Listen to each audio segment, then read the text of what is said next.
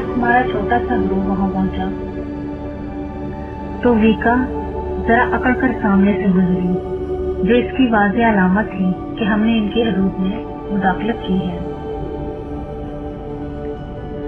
Truth horn, جو ماحول کے تحفظ کے ڈپارٹمنٹ میں مینیجر تھے، ان کا کہنا ہے کہ ویکا کو مواہو میں اس کی مرضی کے بغیر نہیں چھوڑنا تھا۔ ہماری بنیادی پریشانی یہ تھی کہ شاید وہ کچھ چھپکلیوں اور ریڑھ کی ہڈی کے بغیر جانوروں کو ختم کر دے، خاص طور پر پہاڑی سٹون بیٹا کو۔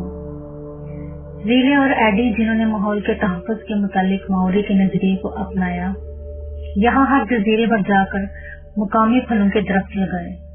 مجموعی طور پر وہاں 8,000 درخت لگائے گئے۔ جب ہم وہاں گئے تو وہاں بند گوبھی کا ایک چھوٹا سا درخت لگایا۔ اسے ہم نے ایک بڑے پودے کے ساتھ لگایا جس کی گولائی میں موجود تسمہ نما پتے طیارہ شکن توپ کے مانند دکھائی دے رہے تھے۔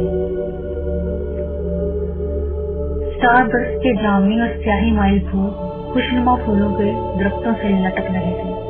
اسے دنیا بھر میں فورسیا کی سب سے بڑی انواع میں شمار کیا جاتا ہے۔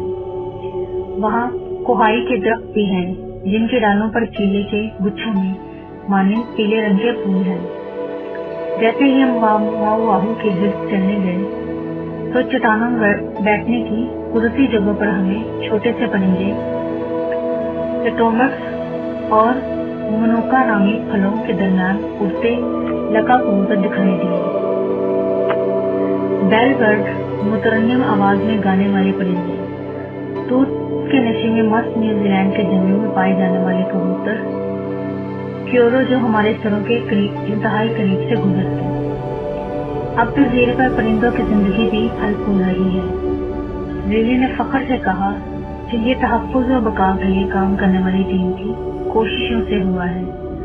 یہ شاندار ماحولیاتی نتیجہ ہے اور یہ بہتر ہی ہوگا۔ وقت کے ساتھ اریتھروسا کا تالاب پھر سے نیوزی لینڈ کی ان سرسبز جھاڑیوں کے پیچھے چھپ جائے گا، بالکل ویسے ہی جیسے یہ یہاں یورپی افراد کی آمد سے پہلے تھا۔